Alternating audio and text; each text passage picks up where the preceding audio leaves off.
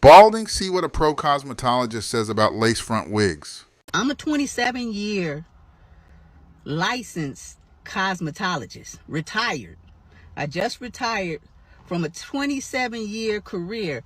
And to be honest with you, the 9 to 5, the ones that you all are talking about, going back to the 9 to 5s, they're not cosmetologists. There are levels to this.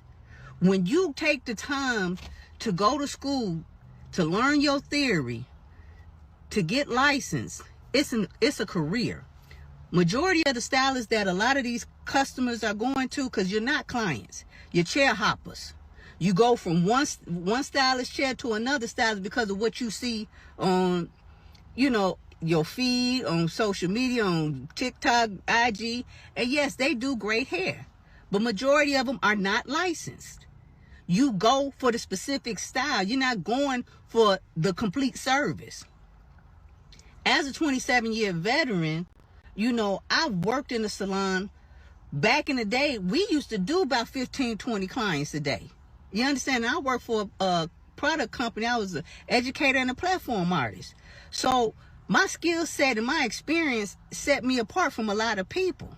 But I see a lot of customers, and I call y'all customers because I'm going to tell you something. When you're dealing with a licensed cosmetologist, she has clientele, especially if she's been in the business for a long time. She has a standing clientele.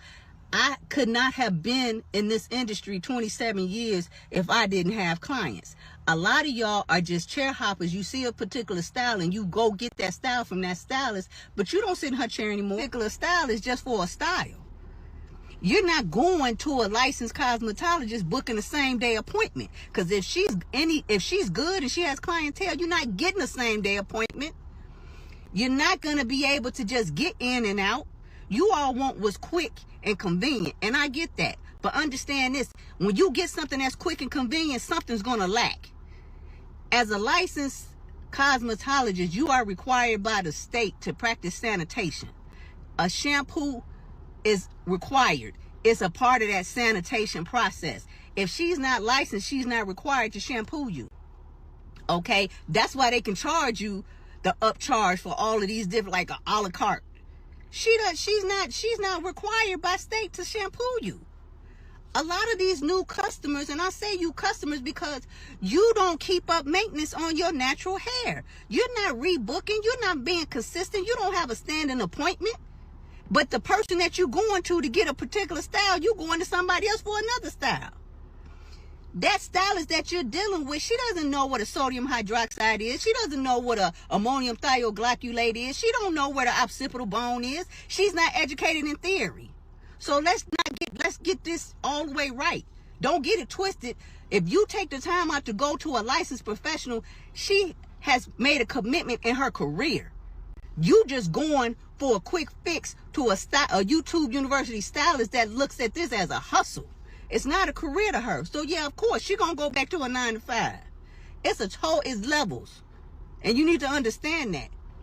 A lot of the customers, you all are trying to imitate these mentally ill celebrities with all these looks, with these lace fronts. Let me tell you, your lace isn't really melted. Okay, I walk up on you, first thing I see is a porch screen. All right? Lace wigs were not created to be worn as protective styles. They were not created to be worn for weeks on end. That's really just a one-day style.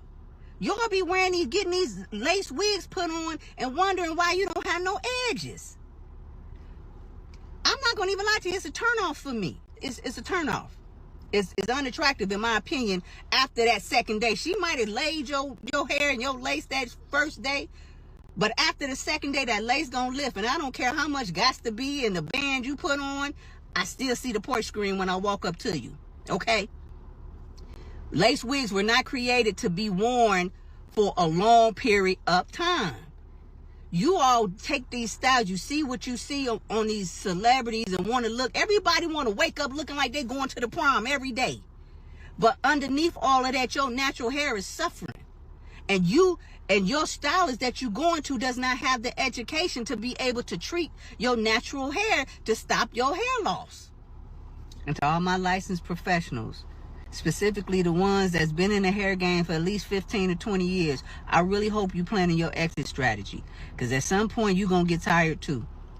You know, I was just blessed that during the pandemic, I was able to create a business, and from that business came other businesses, and it gave me such financial security that I was able to retire from a 27-year career. And I mean, I've done it all. I've had salons, I've owned salons, I've worked for product companies. They've flown me all over the world.